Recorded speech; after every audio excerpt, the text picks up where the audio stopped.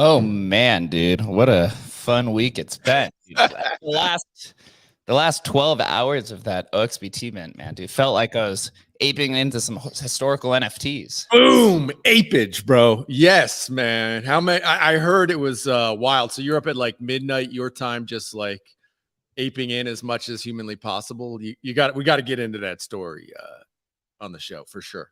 Yeah, we'll dive into it in a second, but yeah, so the whole thing was free. I actually thought that we were gonna have to pay for it, but turns out don't have to pay for anything. Nope, no pay. No. Well, I mean, maybe he bumped up against the maybe BitGod bumped up against the idea of like, oh, wait a minute, I might be at like legal risk if I actually take some profits here or take some money off the table and charge for this, right? I mean, he might have. That would have been. That's what I would have bumped up against, right? It's this idea of like, okay, if I do a token launch and I'm taking money for these tokens, I'm potentially at risk of like getting myself into jail. Yeah, especially if you're a U.S. resident, and that's something I've been discussing too, or we've been discussing with the OmniSat platform that I've been kind of working on the side with a handful of other people. Is this idea of legal risk within the Bitcoin ecosystem because it is decentralized. So there's obviously the U.S. government could come after you, but it's a more decentralized platform and it's a little bit more prudent in the U.S. legal system of how it's viewed from a security versus a commodity and decentralized ecosystems and stuff like that. So it's been quite an interesting conversation to say the least. I mean, like I think, my lawyers always tell me it's a gray area, right? It always seems to be gray. You want nice, clean understanding, but usually that is not to be had. And the more lawyers you talk to, the more answers you get. That's generally my experience with that kind of stuff, man. Yeah, it's a lot of fun, dude. Ethord, man, GM, how you doing, bro? Hey, GM, doing well. Yeah, got the new ENS handle now, feeling good. Yeah, I heard about that, man. Nice job, bro. How long did you wait to get that one? Yeah, so when I first created this handle, I actually saw that it was available and I kind of waited instead of just doing it because gas was high and I was being cheap and silly and didn't think that it would just be swooped up, but it was available. And then by the time I finally made my round to grab it, it was gone. And then I kept track of it, noted when it expired. And then there's that whole Dutch auction thing that happens. So I was watching it every day, waiting to strike, and someone jumped in before me. And I was just so depressed for a week, thinking it would have been worth what it went for. Why was I being too cheap about it? Why didn't I just pull the trigger? Blah, blah, blah. Yep. So throughout the last, I don't know, year, I've been watching it, and then I saw it finally sold. So jumped on it, and yeah, happy to have it. Nice, man. How much was it? It was 1.25. Oh, it's not too bad. It seems like ENS is actually like down pretty bad, huh? It is, yeah. I 4 digits are going for half an ETH. So yeah. But again, this was something I thought about so long. I could have got it. That number was already in my mind. Like I was okay with paying that. And making sure that this thing doesn't expire in my hands. Yeah, I feel you. Also, whoever's in here, make sure you just retweet either the spaces or just the link up top. We'll get some more people in here. I assume once Leonidas, if he rolls in, that generally like just shoots up to like 100 people. I wish I had a following like that. Well, let's get into the OXBT thing, man, dude. It's hot on my mind. I had a lot of fun. I was actually with a friend yesterday while we were going through these like minting antics of it. I've had a lot of friends reach out to me, just be like, what the fuck is this? Yep. Honestly, I still have no idea. But I'm kind of taking a leverage bet, man. I have not been this bullish on a protocol or a technology since I got into NFTs in like January 2021. It was like kind of like that big like, aha, holy crap moment. Yeah. And yes, BRC20s are kind of inefficient in its current state, but they are simple, which it seems to be what a lot of people like. And I've been kind of going back and forth with some of these other people in the community who've been DMing me, talking about some of the issues that exist within BRC20s, which I think the main one has to do with the idea of an indexer and decentralizing an indexer. And I was trying to tell them, I said, look, yes, it's centralized, but everything begins centralized in some sense. Even Satoshi, who created Bitcoin, mined everything in the beginning, right?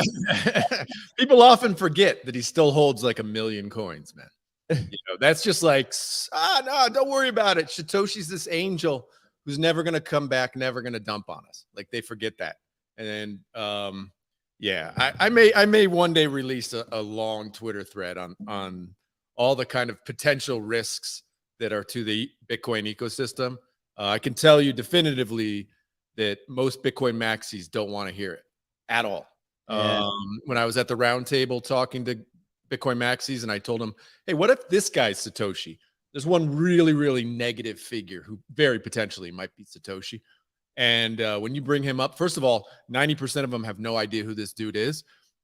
And the others are just like, nah, it's not him. It's Hal. Hal was Satoshi. And it's like, well, you better hope it was Hal. Because if not, and this dude gets out of jail in 2032, we might have some disruption in the Bitcoin ecosystem. But yeah, that's my ramble. I think I saw that in one of the documentaries that it could be some dude from jail. Yeah. Paul LaRue, if you guys want to go down the rabbit What's hole. his name?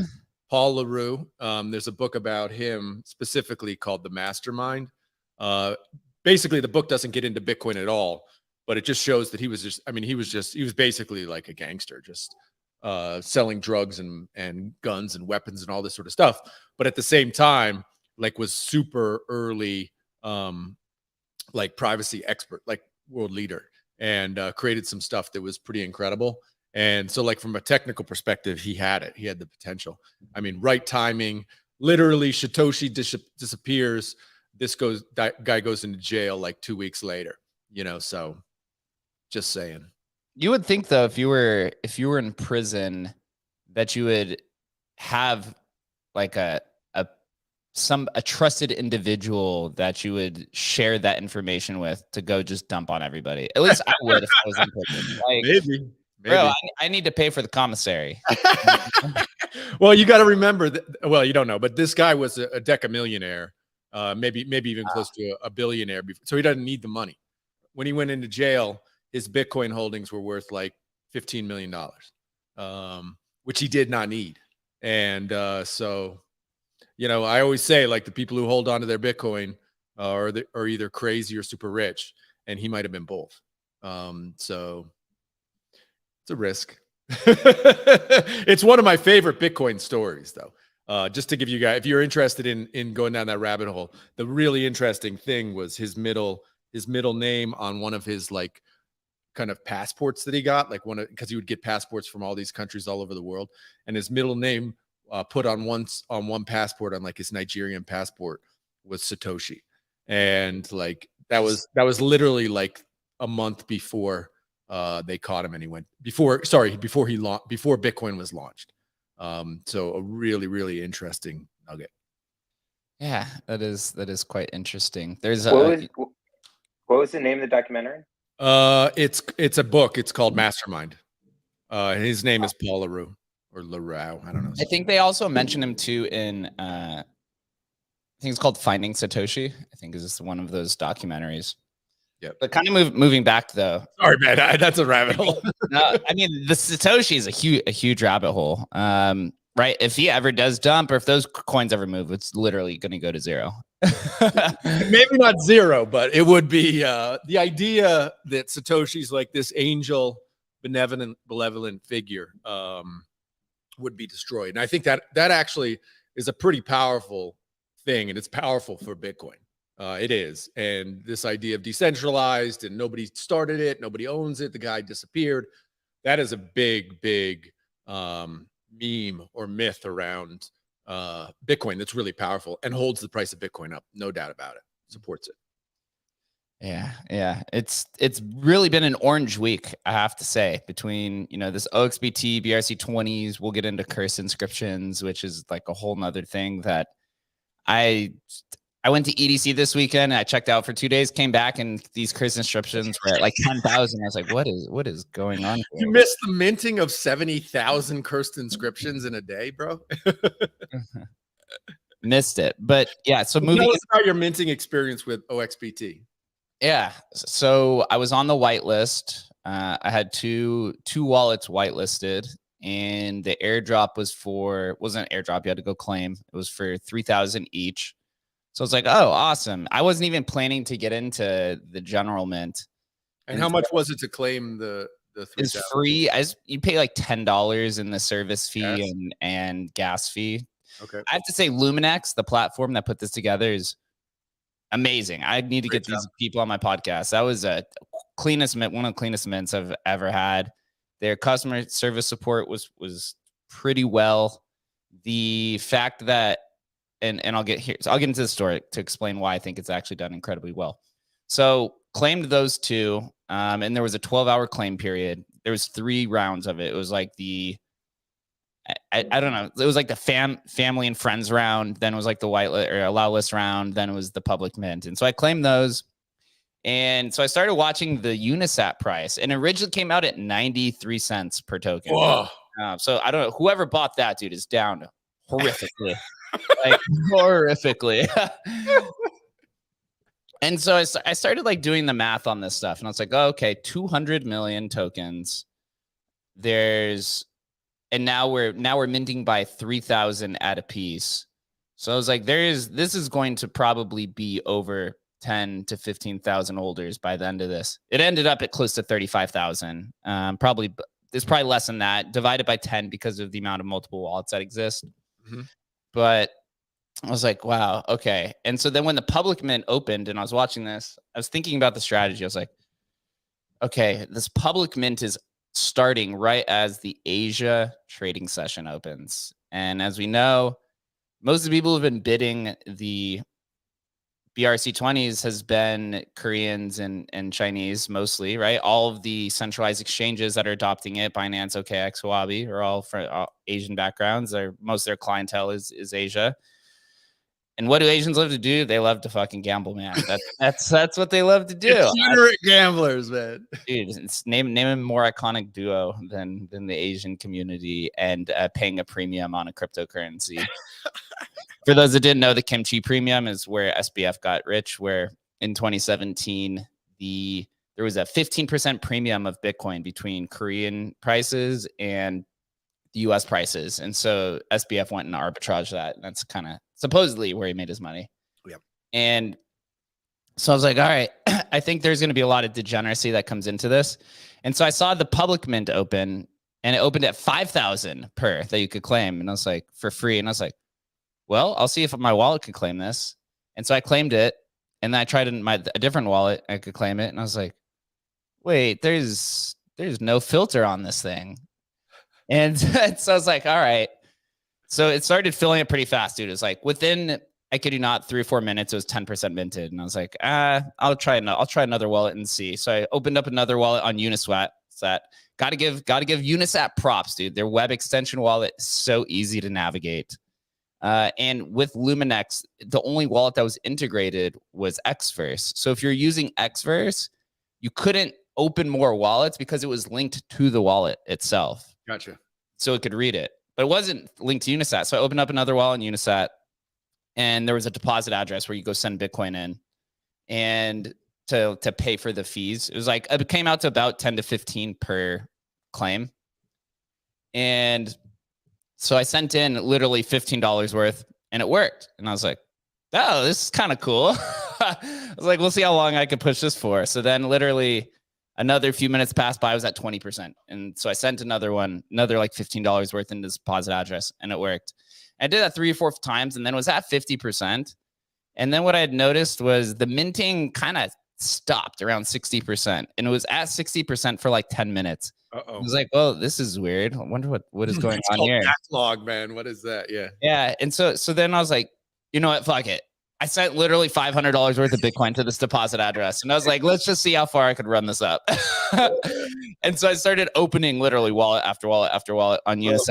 Oh my God, guys, we're in the presence of a OXBT whale, bro. Oh boy, dude. There's 10% of the supply, bro. There's definitely some other people who got, highest I've seen so far is 200,000, somebody claimed.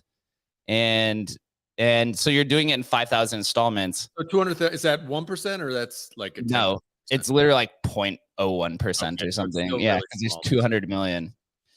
And so I just started running it up and I was like, all right, let's see. Eventually what happened is they did put a limiter on it, which was 15 UTXOs. So you had to get to process. And so and I figured out why it paused at 60% was because everyone who was farming or everyone who was like trying to mass claim this probably hit the same wall at the same time. And I managed to get like 2 more. So I ended up getting like 17 wallets for free, but also right beforehand, just for complete transparency, when it was at 5 cents. So it started at 93 cents, then it dropped down. I was watching it fall. It was at 5 cents. And I was like, all right, this is down 95% from the first purchase. This is probably the bottom. And I've participated in a lot of these like free mints and stuff where once it's general public, it is impossible to buy anything because people are just like writing bots and people are just buying things.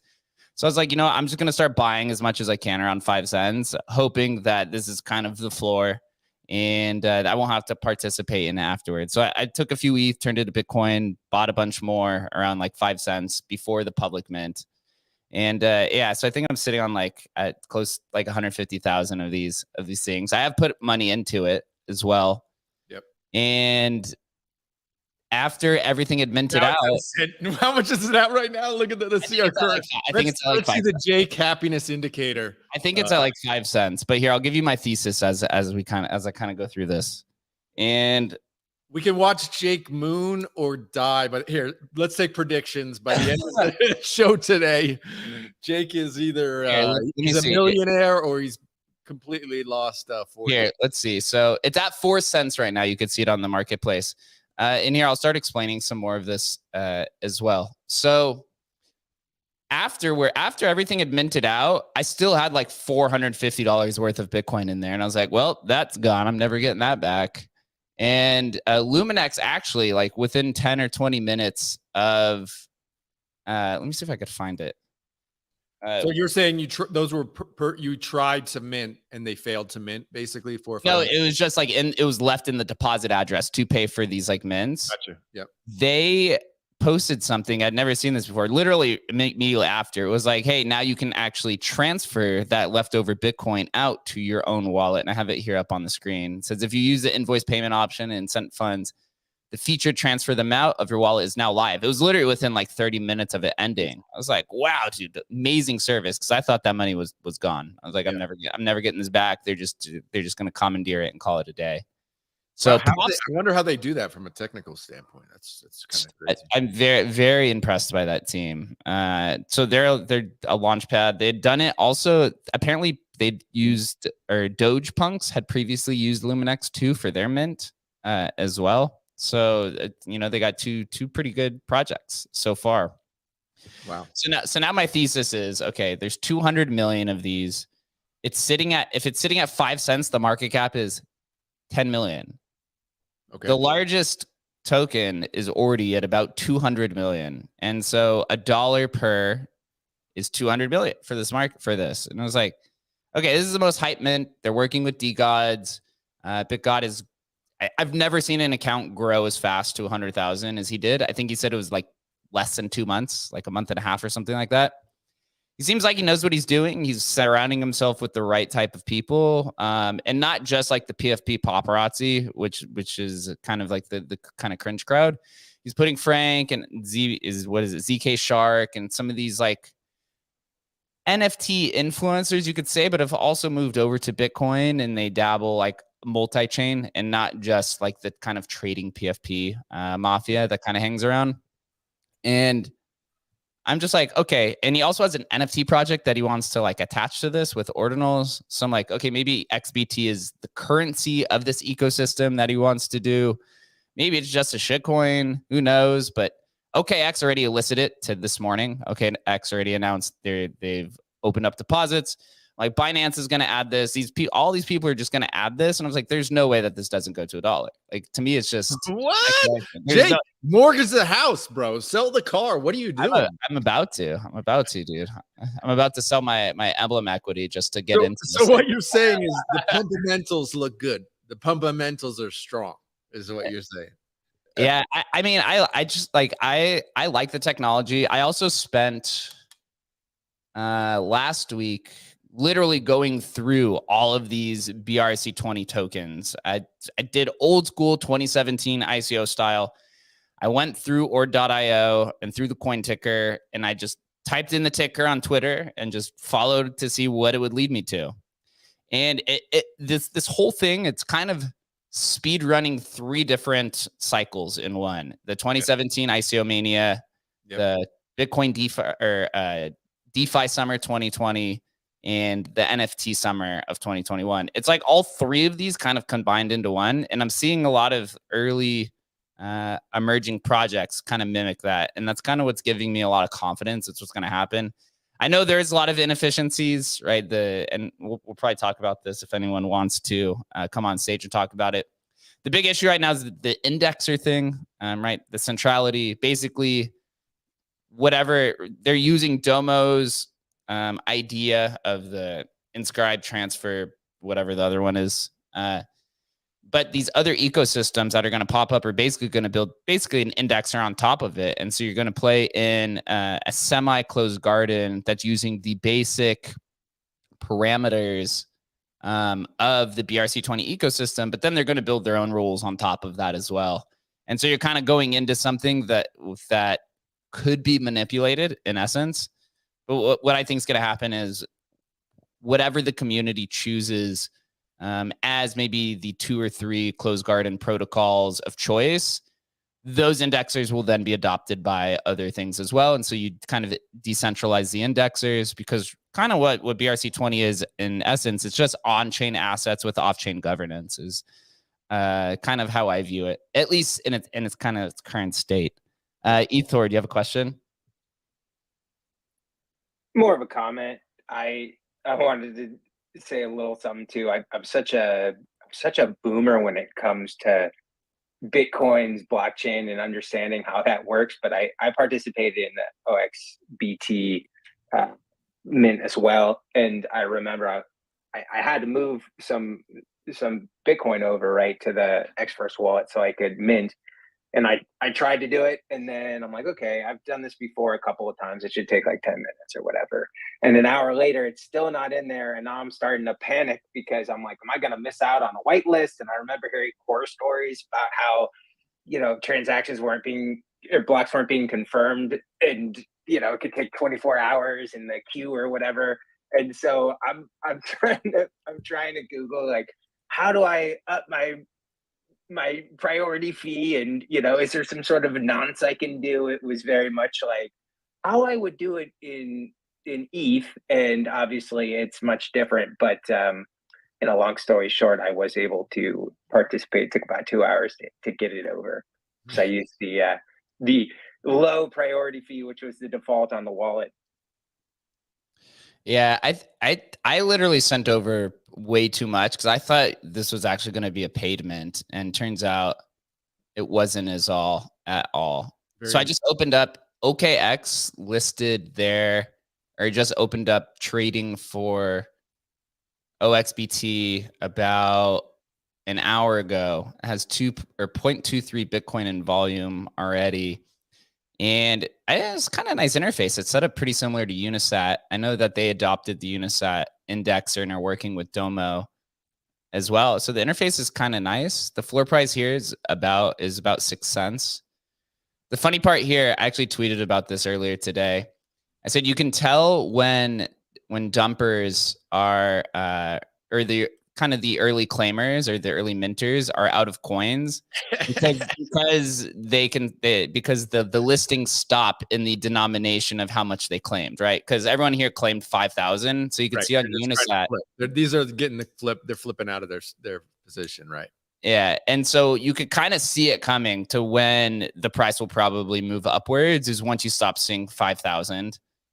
being listed or quantities of 5,000. It's probably going to take a little bit or take a little while for this to happen. But I don't see a place where not just OXBT, but the entire ecosystem is just being adopted by all the large centralized exchanges. I know people hate centralized exchanges, Bitcoin's decentralized, all of this stuff.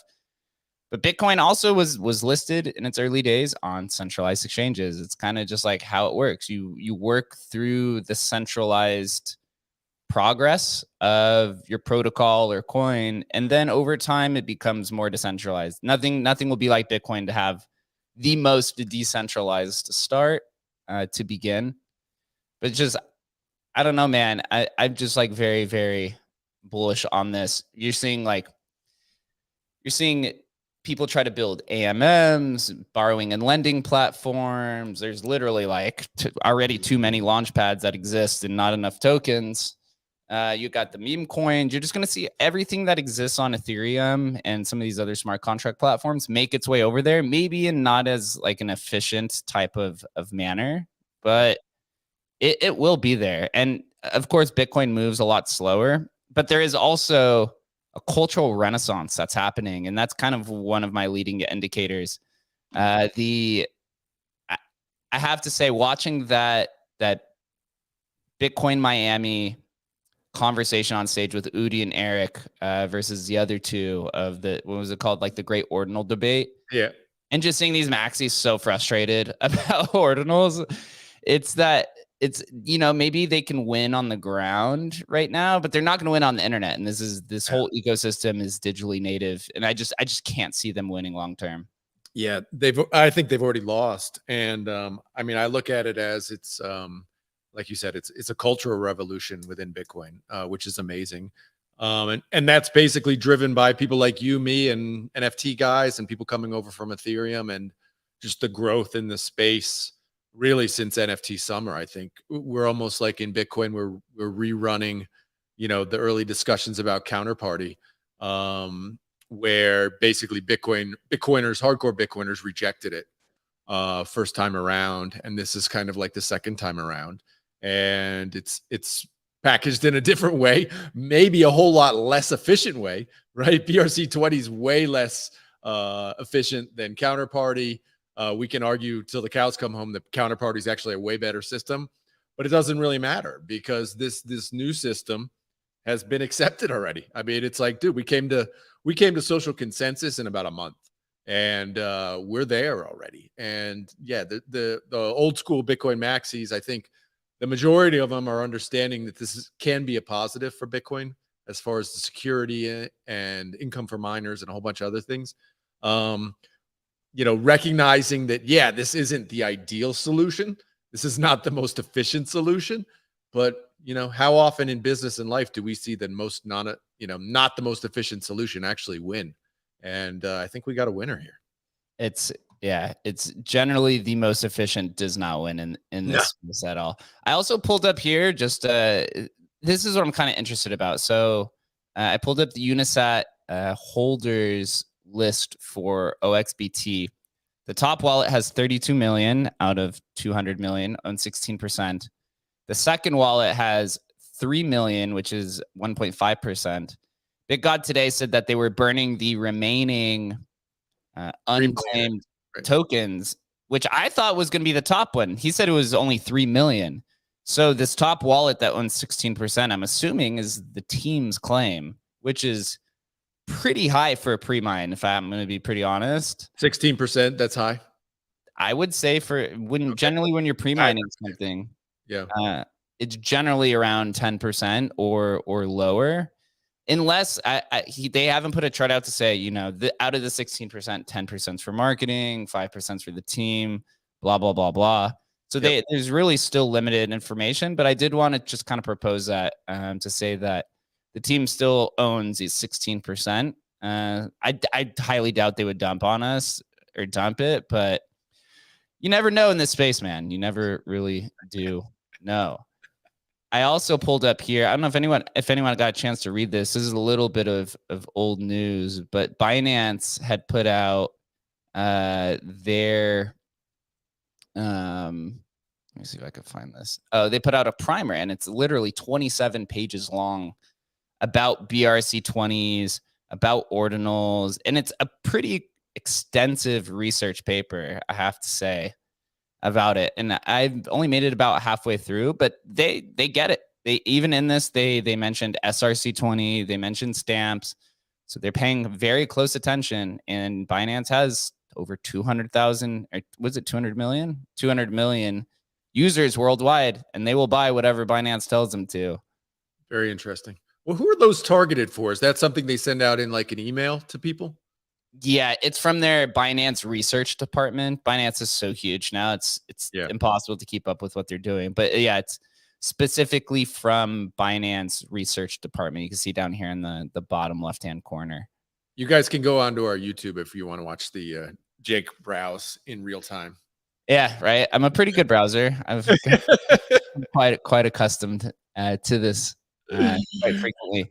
But we should talk about maybe the cursed ordinals. I was about to lead that. Kind of like what's happening with the Emblem team, right? Is that I kind of like just have gone down this BRC20 rabbit hole, and you've kind of stayed on the ordinal side for it. So give us, I'll pull up the information of cursed ordinals, but give us your explanation of what it actually is. Sure. I mean, basically when ordinals were launched, and it's gray. Let me start with that. It's all very gray. But when ordinals were first launched, it wasn't strictly defined what is an ordinal and what is a description. It was kind of left as this like semi-open thing. And what ends up happening is the indexer becomes basically the source of truth. And what we discovered probably like 5 or 6 weeks ago was that there were maybe 1,500 or even more inscriptions that potentially could be classified as ordinals by a wider description of ordinals. What the indexer was kind of grabbing as legitimate ordinals was, let's call it, more narrow than this kind of wider definition. And so we debated for a solid month on how to account for these ordinals. What are we going to do with them? Are we just going to include them all in the indexer and kind of mix up everybody's number, or reorganize the number structure, or what was going to happen, right? And this was heavily debated on Twitter Spaces and GitHub and Discord and so on. And what's basically been decided by Casey and the team is that they're going to call these cursed ordinals, give them a negative number, and at a certain block height, sometime in the future, they're going to basically cut off the cursed ordinals, and include these in new ordinals going forward. So these kind of outlier ordinals are going to be included in the indexer going forward at a certain block height. And nobody set that block height. I've heard it might be months until they actually set that block height.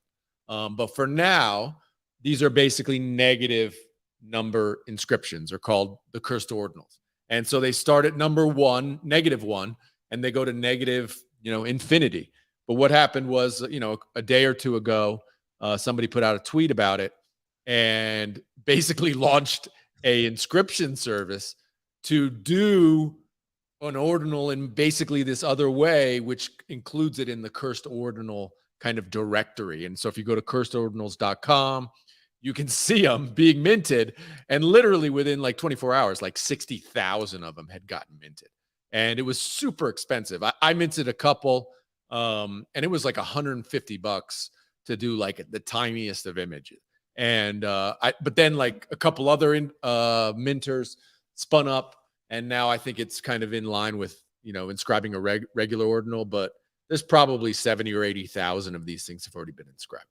It's going crazy. I didn't realize this until I read a thread, but Casey's the one who actually proposed this months ago. Yeah, I mean, it was discovered relatively soon after the launch of ordinals that, wait, there's some, and there's debate within the community as, should these even be included? Should these even be called ordinals? Or they're just something other? And if somebody else wants to build an indexer for them, let them do something separate, but they're not kind of ordinals.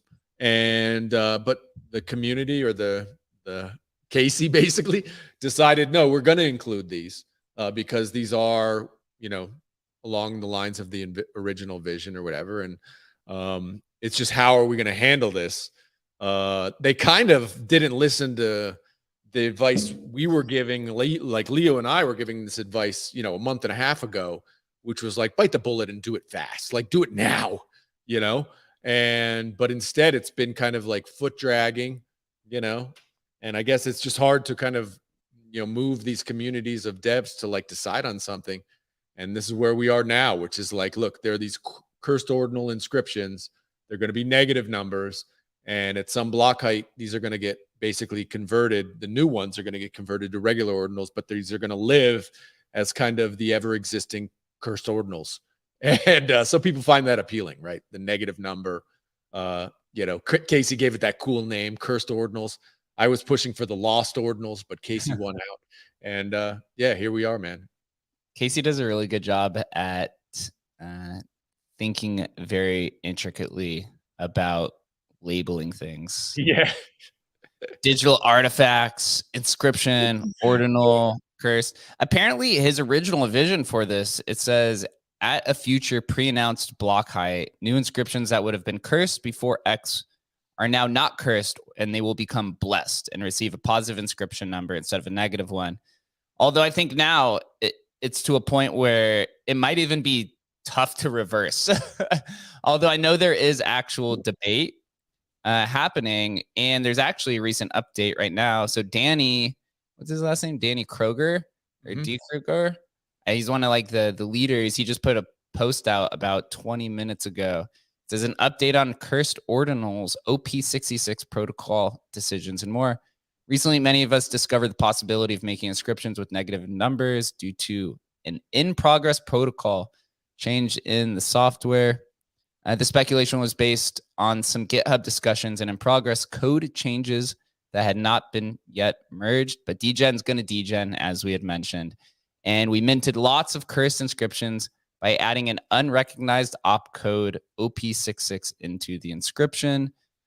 He then goes on to discuss about cursed ordinals, and he says, so for now, we are holding pattern, go take a shower. This may take a while to play out as we look for a solution that balances degen interests with long-term protocol stability. Ooh, that's a good way to label it, actually. These guys, because it really gets, this is where it gets kind of nuts, right? Because people then started minting cursed or negative number BRC20s, right? So what happens then, right? You know, because reality is, if you think about numbers, right? -1 is before 1, right? So if I launch a cursed ORDI BCR20, right? Is that actually before the original BRC20 ordi? Because mine's negative number, right? So on the thing, it's just, there's all sorts of like crazy stuff that can begin happening. And yeah, so it's complicated. Unfortunately, I really think they dropped the ball a little bit, to be honest, in not handling this quickly, literally a month and a half ago, dragging it out. And I understand it's decentralized, and maybe this is the way decentralized stuff gets worked through. But at the end of the day, it's almost like whatever Casey says goes in these scenarios. And I think he just should have bitten the bullet a month and a half ago. But anyway, here we are, man. Cursed Bitcoin punks. the internet will defy any leader and any logic with just complete brute strength. And this is kind of how the crypto place works, dude. They will take their capital and they will try to capitalize on an opportunity that's presented. And at some point, dude, there's just a runaway effect where you just cannot put it back in its box at some point without taking either a huge PR hit or taking a huge user base hit without it happening. Yeah, I pulled up here, Cursed the Bitcoin Punks. It was funny. I actually went to bed and I put when Cursed Punks, and I woke up and there was a Cursed Bitcoin Punks. I want to speculate and say this is the Bitcoin Punks guys because it's the exact same template, unless somebody forked their website and did this, but it looks, my gut says literally exactly the same.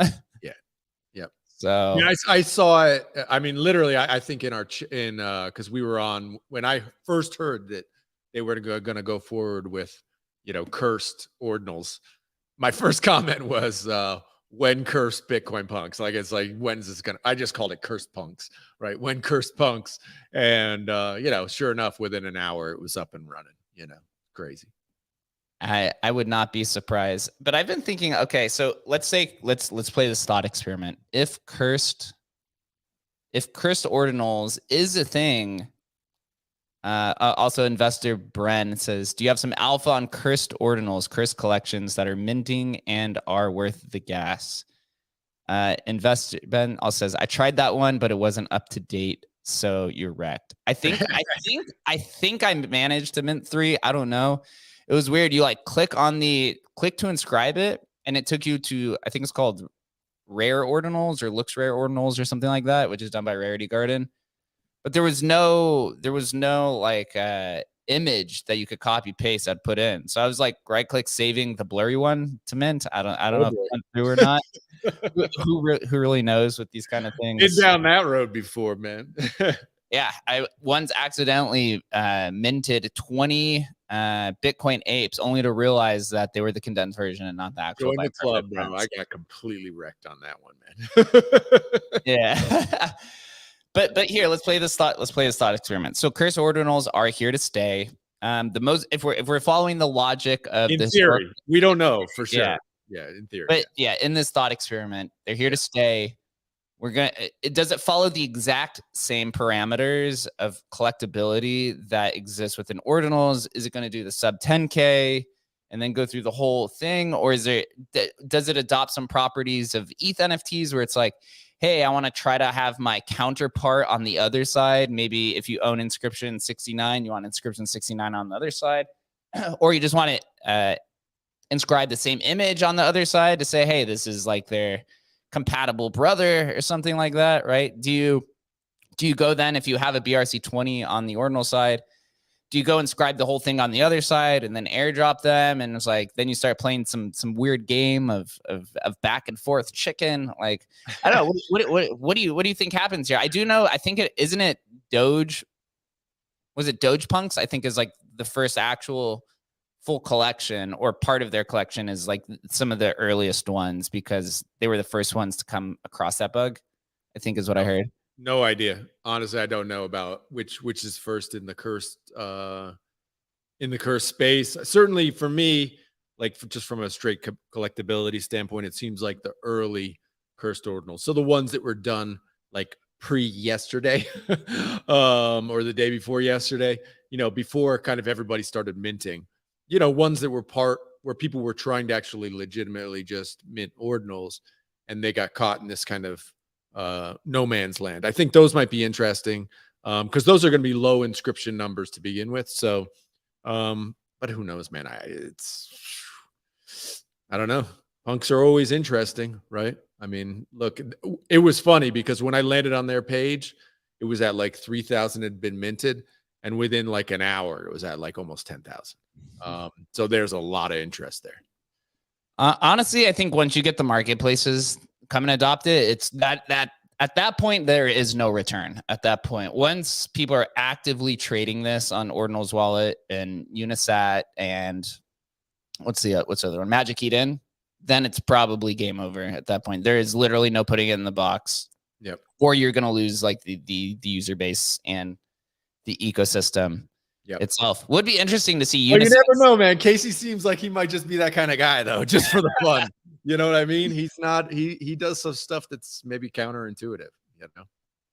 Be interesting to see Unisat spin up negative Unisat, cursed Unisat. BRC20s going like the complete opposite direction. Well, that's the thing, is that with these indexers, like, for example, if Unisat does, they're the first to spin up cursed ordinals or whatever, right? Say they win, it gets traction. People don't, their indexer becomes almost literally the source of truth, right? People don't have to stop with the negative cursed ordinals, right? They can just continue to label them as, cursed ordinals and cursed Bitcoin punks. And, if that's what consensus we all agree on, that's it. It's game over, and doesn't matter what Casey says. Wow. So just got an update. They just redacted BTC NFT, which is the Twitter account for the redacted project of BitGod, said that they just burned 2.75 million OXBT by sending it to Satoshi Nakamoto. So that guy's just getting richer in prison. Just he's gonna dump those the second he gets out, bro. It's gonna be like a Vitalik situation with the Sheeb when Sheeb sent Vitalik half the supply and he went and literally dumped it on them. gotta absolutely love this space, dude. Never a dull day. I do want to move on to kind of the Emblem update, and then we'll move into the Horde Corner, and then we could come and speculate on BRC20s again right after that. So we have been working on a lot. We actually are now finally in some contract with some additional dev help and dev assistance, which has been amazing. Shannon's a gigabrain Chad whiz, but there's no way you can just do this all on your own. So that's been nice. We updated the API book, which I have here on the screen, which has a lot of documentation, As you can see here, if you want to go integrate Emblem into your platform, similar to what Ordinals or Market is doing, there's also another marketplace. I'm not going to mention it, but you'll probably see it soon, that we're working with, who's also doing something very similar for Ordinals, or maybe something like Ordinals. But all the API documentation is there, especially if you want to build on top of us as like an aggregator, or add in some native vaulting. We have these inscription tools that we have. There's some more tooling that's coming. Right now, we're kind of working on. So the migration portal is like 99% done. We should have that launched here within the next few days, probably like Monday or Tuesday. So that'll be going to the testers. We've tested it internally. It seems like it works. Now we'll give that to the testers. I know Crypto Chainer Man has been hounding me on this thing for literally weeks. Like, bro, I know you're the #1 rare Pepe holder. We're gonna get to it. I promise. I promise. I'm gonna tell you when it's ready. So that migration tool is gonna be ready. For those who don't know what it is, we have 50,000. Let me check. We have 50,000 vaults in this legacy collection that you can see on screen. 45,000, 11,000 owners. But when you go and look at this, it's pure chaos. It's not a good discoverability solution or experience. So we came up with a solution, curated collections, where you can abstract the different collections. We'll use Rare Pepe for this example. And then you could go and create your own collection. And so we'll be able to do this with anything. Take an Ordinals collection. We'll use 12-fold. We can take 12-fold and go create its own collection on OpenSea. And then it can trade on the OpenSea leaderboard for better discoverability. That's going to be, that's a kind of our new vaulting standard. It's kind of the next evolution of it. It's a pretty super sweet technology because we could do this with any collection on any blockchain. So we'll use another Ordinal collection because we have a lot of Ordinal listeners. We could take BTC DGods, right? And then we could go put a curated collection on Ethereum, on Binance Smart Chain, and OpenSea. And so then you could go take your Bitcoin DGod and go sell it on whatever platform that you want. We believe that's kind of where this multi-chain future is going. So we've been working on that. And the migration tool is a big part of that because it'll allow you not only to move assets from this legacy collection into curated collection, but it'll allow you to hop in between curated collections across blockchains to sell on whatever it is or whatever chain of choice you prefer. So big steps there. And we're also working on trying to spin up a bunch of indexers and APIs for some of the emerging technologies, LTC20, DRC20, Curse Ordinals, all these different ones. Planning the strategy of attack. It's a lot of fun. We do believe that that's kind of where the future is going, man. It's tough, dude. This place is tough. It's the only way you can see this all going, unless Bitcoin just eats everything, which I know a lot of Bitcoin maxis are pushing, like, oh no, we're going to take DeFi too. And we're going to take, it's like, I don't think so. yeah, this multi-chain future, man. Could you be more bullish? It's literally, it's so awesome, man. Yeah. Oh, final thing. I completely forgot about this. The Bitcoin Ape mass delisting. So last week, I think it was around Friday of last week or Thursday of last week, Emblem Vault had about 2,000 to 2,500 different vaults delisted. About 2,000 of the 2,200 Bitcoin Ape vaults were delisted, so they didn't even get all of them. And then there was maybe a few hundred scattered across multiple collections, which seemed completely random. They delisted all of the Megapunks. And then the Megapunk team, I don't know if they just know Alex Atala or what, but within like 2 hours, they were like, oh, sorry, that was our bad. But all the other ones, they basically said to fuck off, unfortunately. So we emailed them. They gave us a very basic response. Then they finally came back, gave us another very basic response, basically just saying that we violated their terms of service. And it goes on to talk about copyright infringement and kind of like the basic taglines, which, you know, to each their own. If they're following U.S. trademark policy, if possible, I'll let people kind of determine what they think is right, because there are tons of collections that could kind of fall into this scope that they've assigned to Bitcoin Apes for the delisting. I know the Ape team is still working hard to try to figure out what's going on. We're giving them our full support, but we also have to abide by the platform's policy as well. But you can still go trade your Bitcoin Apes on LooksRare, on X2Y2. You can also access them through Emblem.finance if you want to unvault them and go take them to whatever the native marketplace is. That is the awesome part of Emblem, dude. Even from being delisted, you just said, screw ETH, I'm going back to Bitcoin. I'm calling this calling it a day, dude. I've had it over here with we like these decentralized chains. None of this goddamn controlled by Vitalik bullshit chains. Get me out of your ICO scam Ponzi as well. Scam Ponzi's. The only good Ponzi's are the ones that take place on Bitcoin. We know this. What's up, Eastward, man? Wait, so this doesn't make any sense though. Bitcoin Apes, right?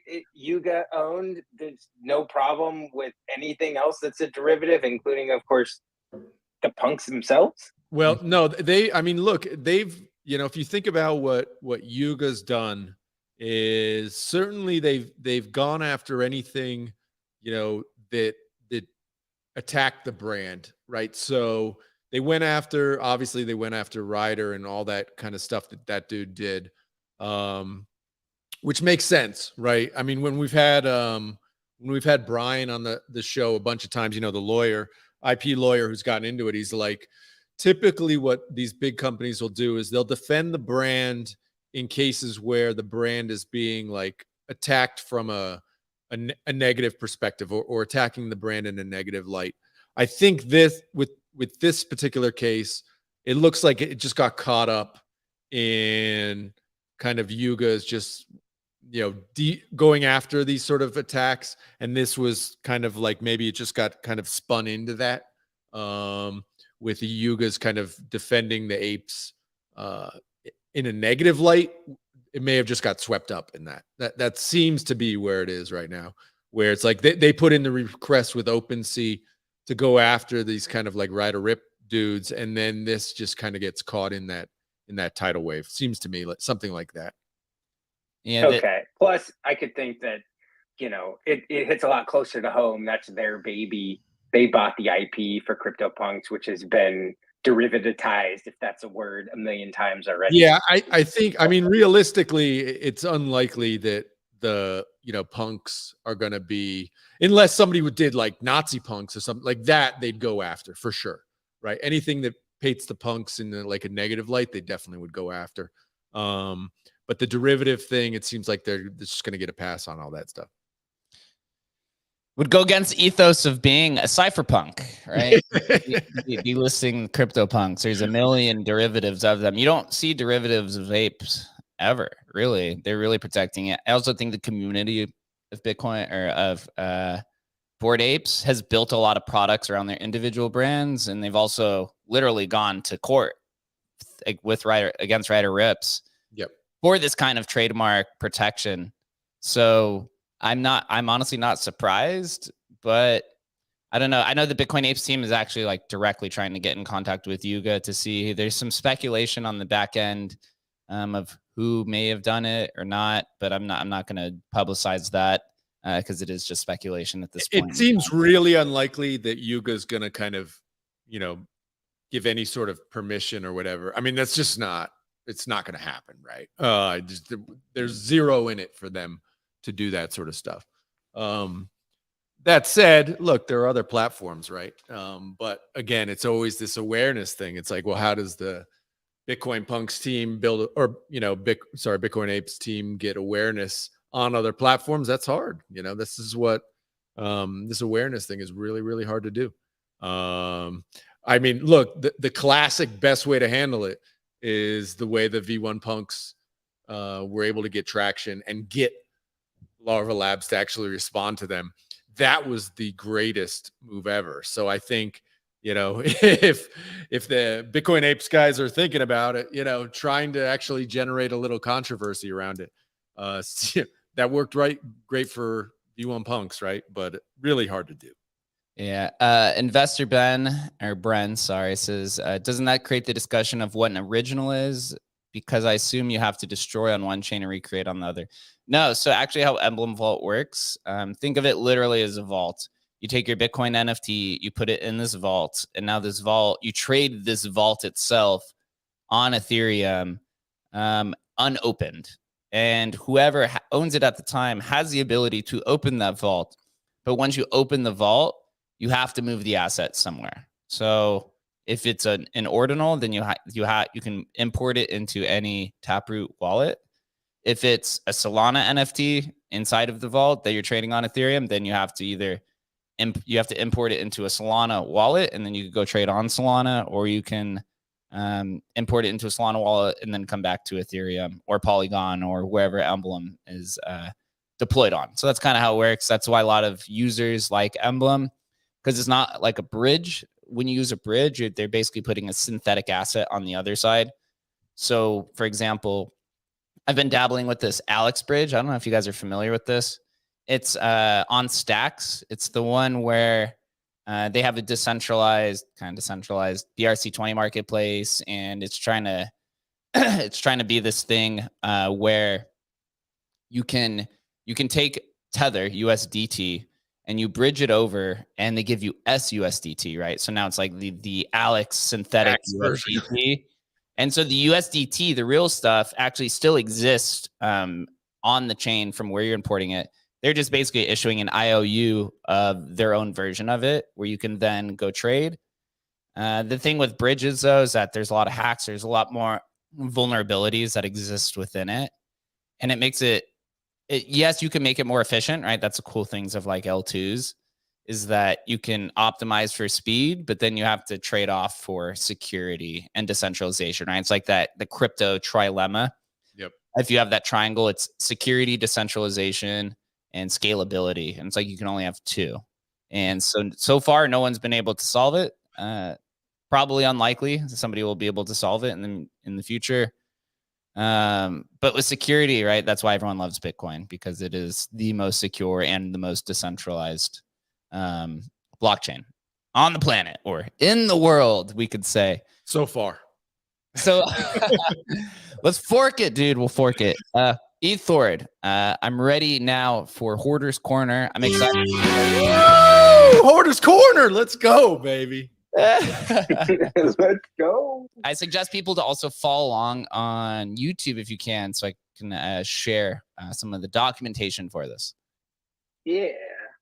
Welcome to another exciting episode of Hoarder's Corner, where we delve into the fascinating world of physical collecting.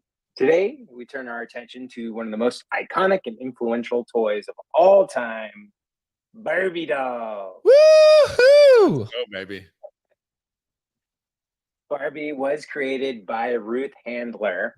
Now, for those of you super fans out there that have followed along on previous episodes, she is the co-founder of Mattel. We did Hot Wheels, and what I think is so cool about Mattel is you got this husband and wife couple, and literally they formed this company, and two of their first ideas are Barbie and Hot Wheels, and we're talking 60 years later. they're still making them. They're making billions of dollars. Amazing.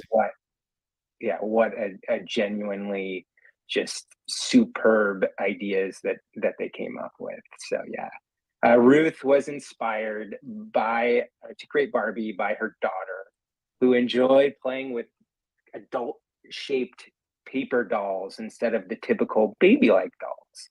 So on March 9th, 1959, the first Barbie was released, which retailed for $3 at the time. Woo, that's a lot, man. Dang. Well, yeah. I mean, I think $3 okay, but obviously we're talking about 1959. It's like $1,000, dude. Yeah, it's a whole lot of Pepe coins, but no, that's $30 today. And it's important to note, though, too, right now, if you buy a Barbie, it comes with all those accessories and all that kind of bullshit. But back then, that was $30 of today's money, and it was just the doll itself, no additional accessories, outfits, anything like that.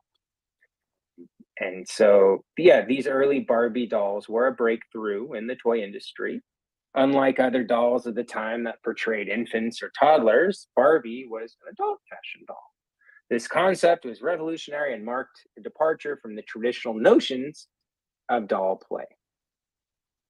It's incredible, man. It really is just incredible. Something that's like so obvious today and even whatever. I mean, immediately after it launches, it's so clearly obvious. But that's what genius is. I mean, this woman and her husband are obviously, to have two just monumental genius toys. It's just it's incredible, man. Absolutely incredible. Yeah.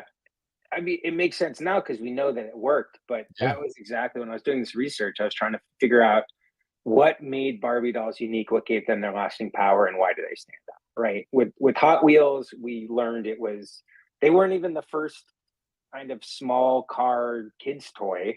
They just happened to be faster because they had a new technology with the wheels, so you could actually race them. And that was their revolutionary idea. Well, with Barbie, it was the general idea. I didn't realize this, right? I don't live then. But all dolls before Barbie were just little babies, right? Girls could play with babies and pretend like they had a baby, and that's what dolls basically were. And then Barbie comes, and it's more about, when I grow up, I want to be like Barbie and be this profession or whatever. And throughout the years, I don't know if let me look on YouTube. There's that link on the first link, and it shows all the Barbies throughout the years. And I never collected Barbies. So just seeing all the different outfits and throughout the years, there's obviously a flight attendant and some of the more common ones early on, but eventually you get into all sorts of stuff and, doctors, and there's a President Barbie and all sorts of stuff. If you think about it, Barbies are kind of like the early versions of a PFP. Little girls would try to find Barbies that resonated with them, that maybe expressed their interests or some of their traits, or some of the clothes that they had, or maybe their future ambitions. Like the one we're looking at here is like a gymnast and a doctor. Very, very, very early stuff. Aspirational. Yep. Yeah. That's a great point to say how they're PFP. Yeah. It's what connects to that person who wants to buy it. Right. And I think we see the same thing, especially on secondary markets. They may like a collection, but they want punks, for example, right? They want one that represents their hair, or they really like VR, so they want one with VR goggles or whatever, right? Okay, let's get into some of the biggest sales here. All right, you want to just jump through the rest of the history? No, I'm excited to see what these big ones go for, man. Sure. One question though for you, Adam. I'll give you a spell's agenda. Well, I don't know if you can maybe see the answer to this question, but what Barbie's first name and where did she grow up? Do you have any idea? Zero. Dude, it's got to be Malibu. She's got to be a Malibu girl. Malibu Barbie, baby. That's it. That should be it, and it's not. So Barbie's first name is Barbara, which makes sense, right? Which is Ruth's daughter's name. Full name being Barbara Millicent Roberts, which should be like Barbara Millicent Roberts. Is that right? That's funny, man. That's crazy. And she hails from the fictional town, which is why I was going to give you a supposed genesis, of Willows, Wisconsin. So yeah, that's a random fact you can tell at a bar. Okay, notable sales. Let's jump into them. So there's 3 as usual. I'm going to highlight. The first one is, if I'm going to have a Barbie doll, it's going to be this one. I don't care about the other 2. It's the first edition 1962 Ponytail Barbie. It has recently sold, I don't know when, but sometime recently, for $27,450. Converting to ETH, that is 15.2 Ethereum. And, or I should say Ether. And yeah, so this number 1 Ponytail original Barbie was auctioned with minor flaws in it.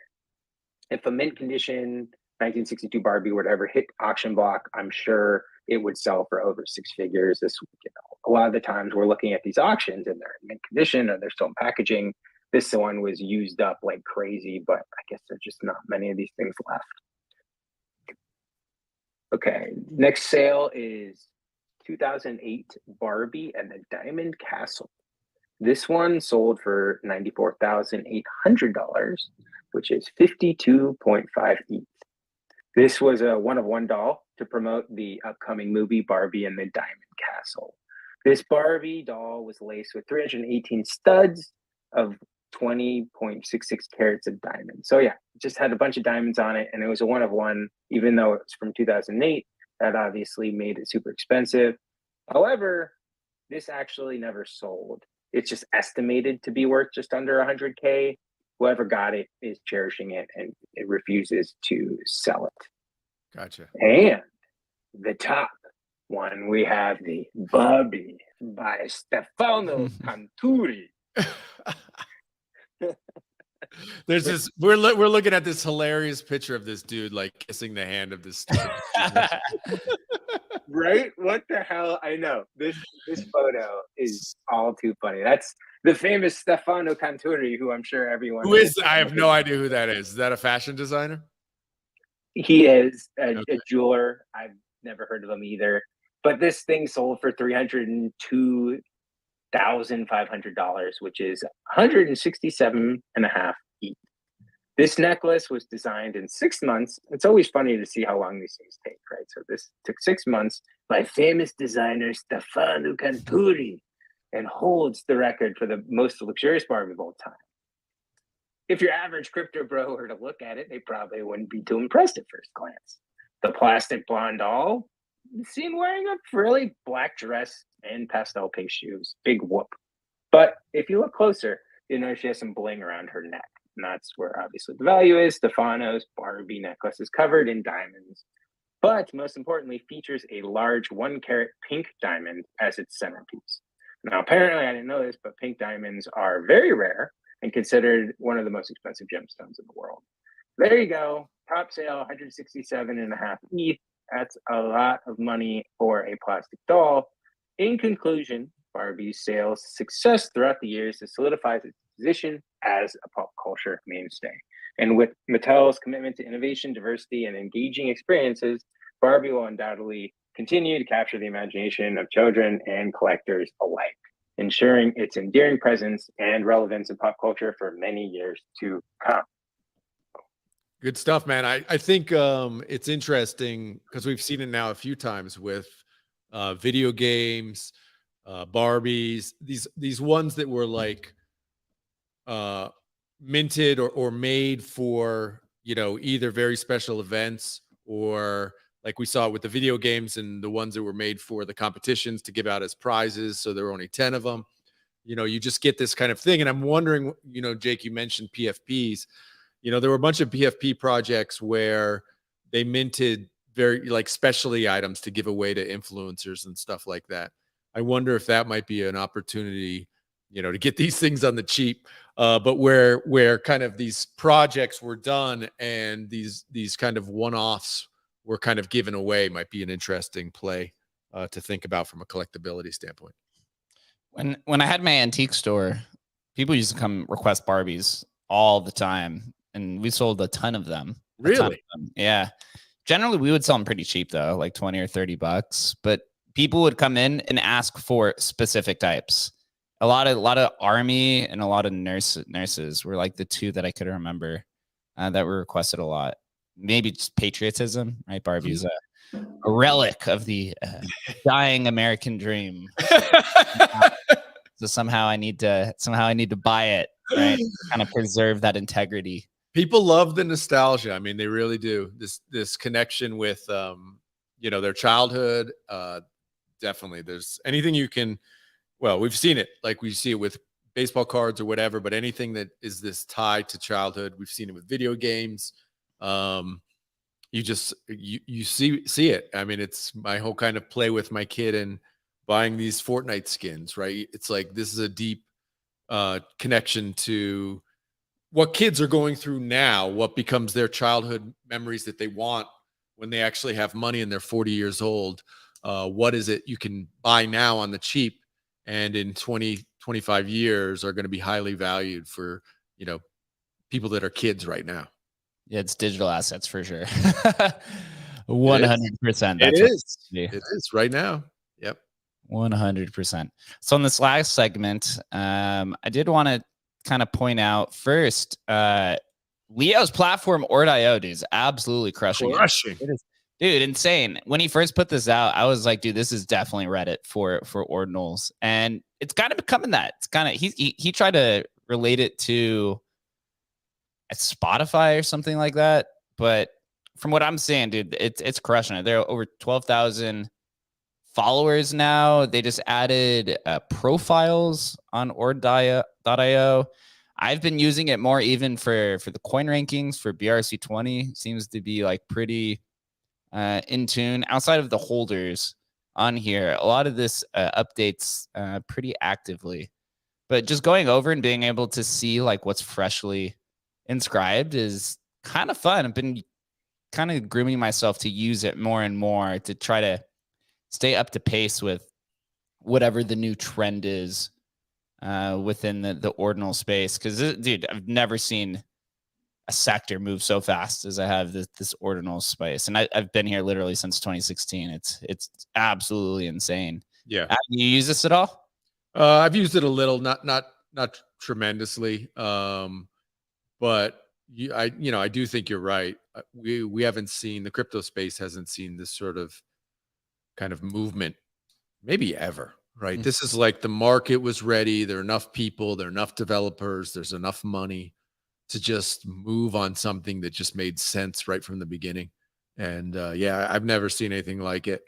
You just try to get behind it and get on it, right? Because these waves, coming from a business background, these waves, they're rare, and you want to try and get on them because waves move people, man. And this is a wave that if you're a developer and you're not into what's happening on Bitcoin, like, wake up, man, because this is happening.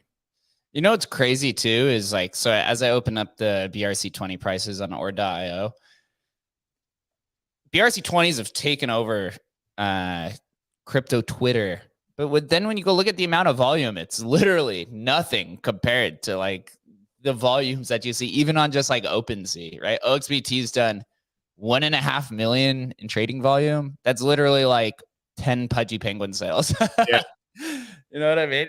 So it's like, for me, I just like this, there's so much room to go on this. Like, there is so much upside. I just literally trip over myself thinking about it. I think, what was it, the maybe last week or the week before, where the Bitcoin frogs popped and actually were like the most traded NFT globally for like a 24-hour period, and that may have gone away, but for like one 24-hour period, they were the most traded NFT of any NFT in the world, right?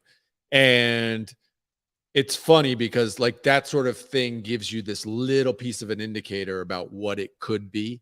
I think at the time I mentioned, like, when early ordinals days were happening, like all global ordinal volume was like half of what Pudgy Penguins were on any given day, right? And so it's like, it's still early days when you point out that kind of volume, right? Although it's taken over crypto Twitter, it's still very, very early to see where this is going.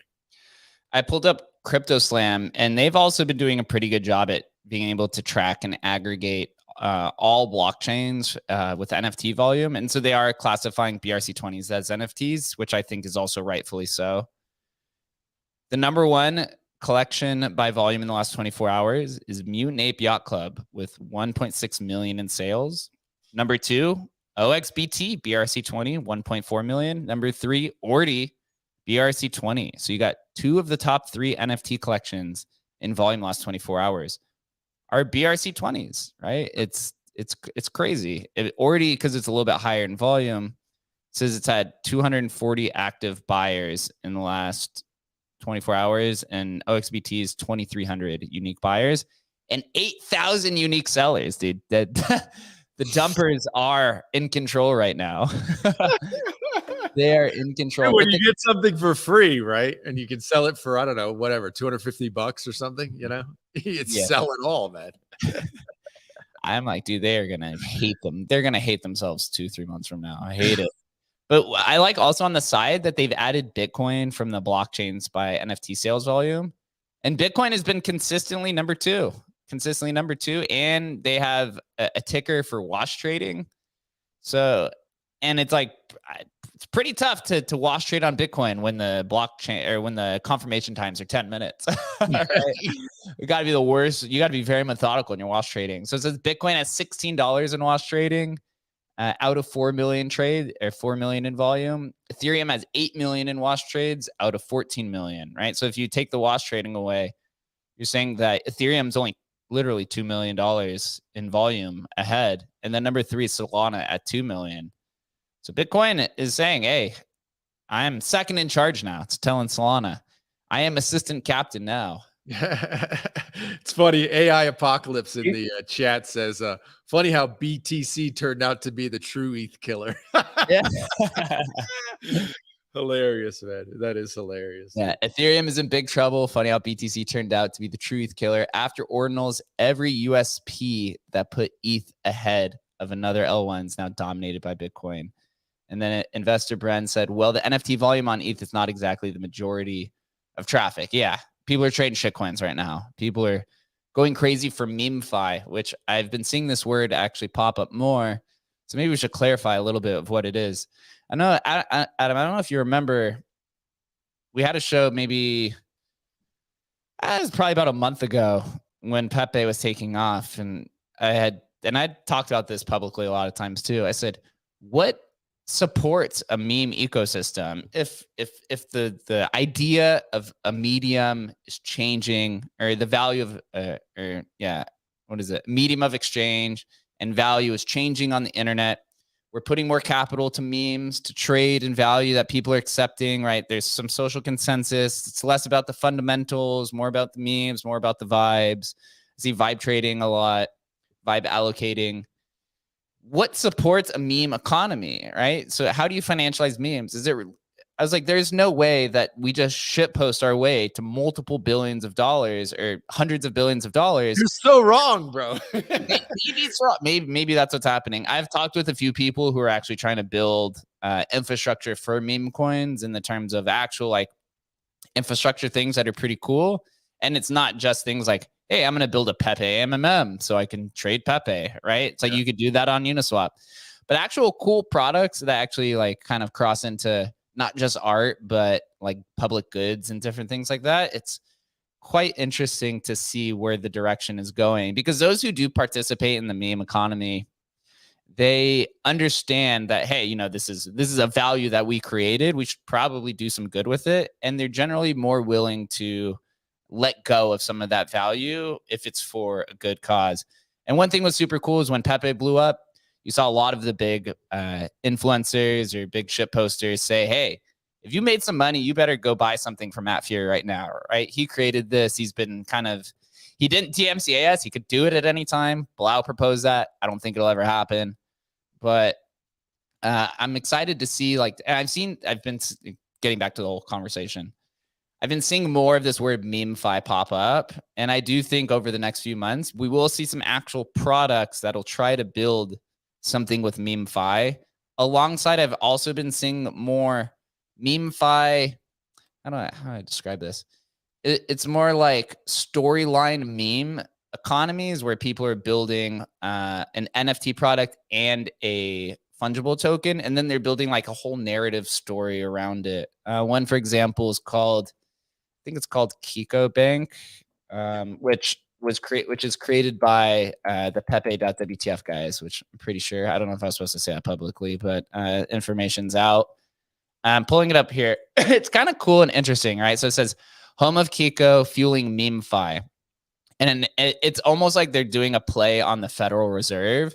Right. They have like a Kiko card, which is for like their executives. And then they have the Kiko token, which is a fungible token and an NFT you could go back for. And so they're kind of playing this like mimetic Federal Reserve kind of like storyline. I think it's kind of interesting. The value hasn't really like followed it, but it's interesting, right? So it's like one of the tweets is like, in order to secure positions in the future potential markets, Kiko Bank has secured ownership and full supply of Kiko assets in the new SRC20 protocol. And it just goes on to, right, just be like really memes. And I'm starting to see more projects kind of like this pop up. And even when you go over to the website, right, Kiko is the crypto's first legacy financial institution. And so they really just like, I mean, they've been in the Pepe world for a long time. They really understand like what crypto memetics are and how to really play into this narrative structure. And I find it very fascinating. I don't know if it'll ever be valuable or not. Maybe it does, but in order to build kind of like this meme-fi and meme ecosystem, I think you do have to have these kind of things exist to support it. Or it's just the opposite end where we just shitpost our way to hundreds of billions of dollars.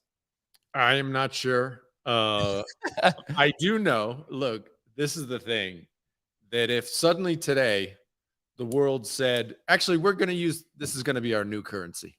We're going to take whatever, Dogecoin, and we're just going to use Dogecoin instead of the US dollar. Like, that could happen. I'm not saying it's going to, but eventually one day that is like it's possible today. The world could choose to, use some coin as its coin of choice. That's always out there. And the Bitcoin guys are saying, why not Bitcoin? Right. Well, why not Pepe coin, or why not Dogecoin, or why not whatever? Like, the reality is at the core that we get to choose. Humans do get to choose. And, right now we're all just changing it on Ponzonomics and tokenomics and, pumpamentals, and so you're just trying to get out before the next guy gets in or whatever. So who knows? But the reality is at the core, there is this like idea that this is like a core solution that crypto solves. If we ever really need it, crypto is there to save humanity. Like, at the core, that's what it is. Right now, it's all just shit coins and posting shit coins, but at the core, that's what it is. And so, I don't know. Hopefully, we never really need it, at least not in our lifetime, but it's there, man. Investor Brand put it pretty well. The products seem to come later, so the foundation has to be the meme and vibe. If that is strong enough, people stay. Everything else is a pump and dump. Kind of true, right? We're starting to see this. And maybe we'll end the show here on this conversation. As we're seeing people toy around with meme coins, they also get on the fringe of financial fraud, right? And what we're seeing with this whole Ben token and PSYOP, and now they're doing a third token. To me, it's like doing another one, man. They didn't make enough. The $7 million wasn't enough, man. Jeez. He's now doing a third one. I don't remember what it's called to play into it. Is interesting to watch him really antagonize Andrew Tate to a point to where Andrew Tate literally had to put multiple tweets about it. Maybe Andrew Tate was in on it. Who really knows? But it was just interesting to watch that. And then to also then eventually have Andrew Tate capitulate and say he's just going to launch his own coin because he's over people kind of like just hounding him about this PSYOP thing, right? So it's like you just put a word as a ticker and you just feed the beast, right? You feed the crowd.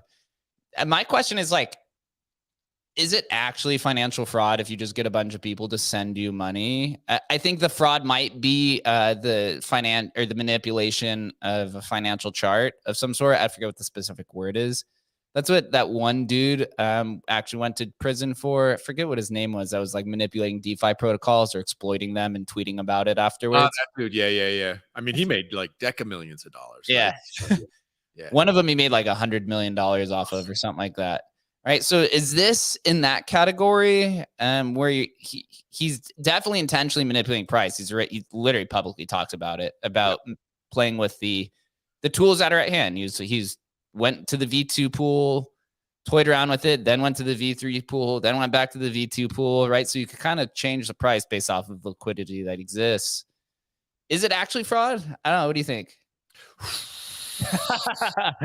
Not financial advice. Bro, you go to one lawyer, they'll tell you no. They'll go to another, you tell you yes. I mean, this is, look, at the end of the day, if you're a U.S. citizen and you are on their radar, it literally doesn't matter. You're done. Like, it doesn't matter. You could think you're doing the right thing or whatever, but if they want you, they want you. You're done. Which is kind of the shitty thing about our system. If you get in the wrong side of the system, you're done. But what that guy was doing, bro, I mean, he was of the mind that code is law. And I just don't, I'm on the other side of that, man. I think if you are intentionally, misleading people or, going against the spirit of the contract, I think that's, I don't think you should do that just as a good person.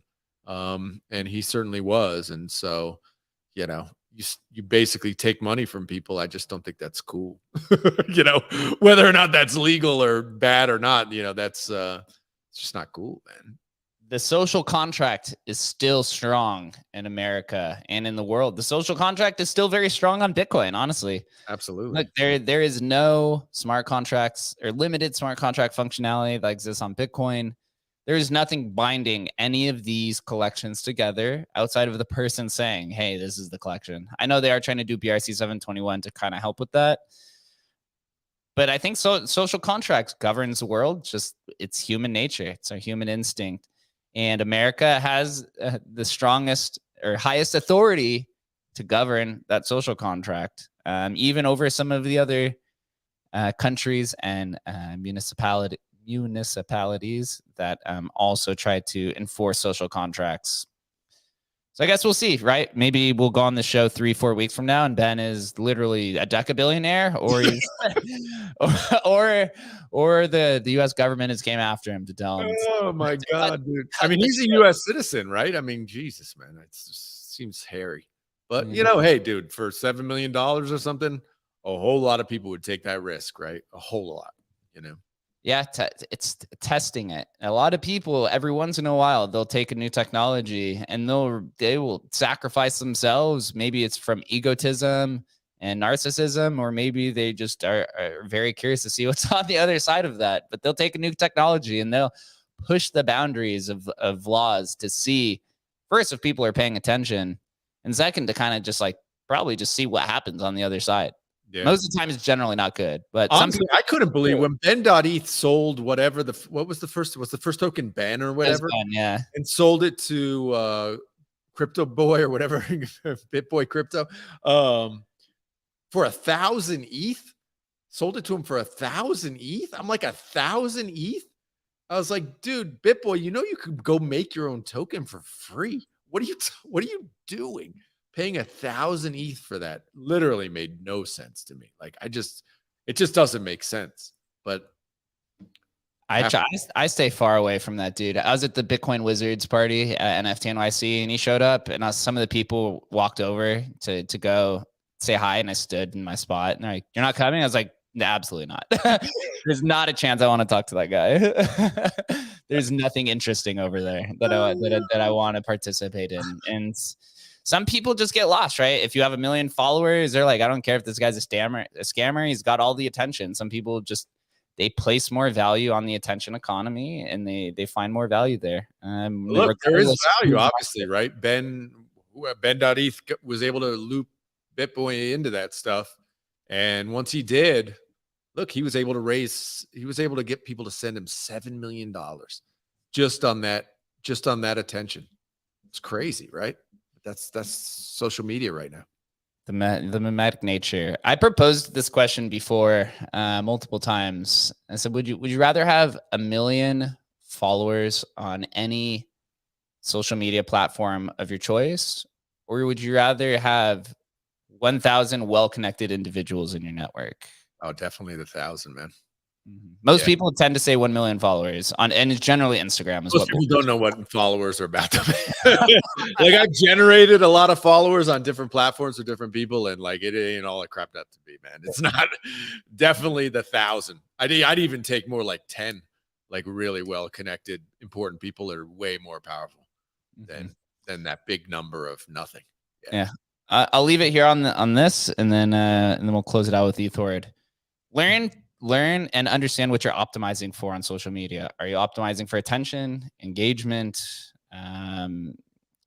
confidence, network? Like, there's a lot of things you can optimize for. I think a lot of people tend to get lost in that, maybe through just like short-term attention span or whatever it is.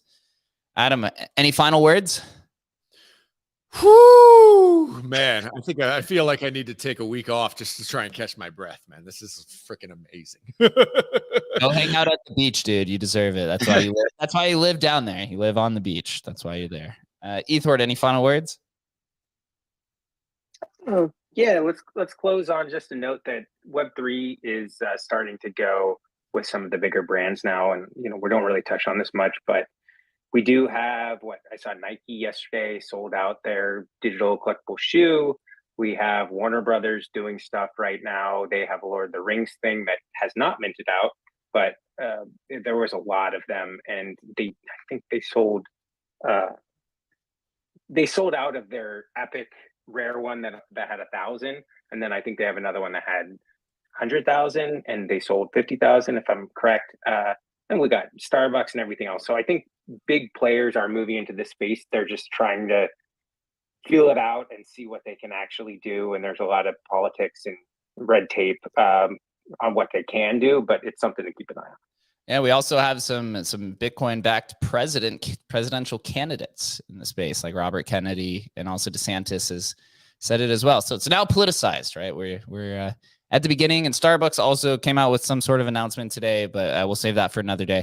All right, everyone, enjoy your weekend, and we will see you next week. Thanks, guys.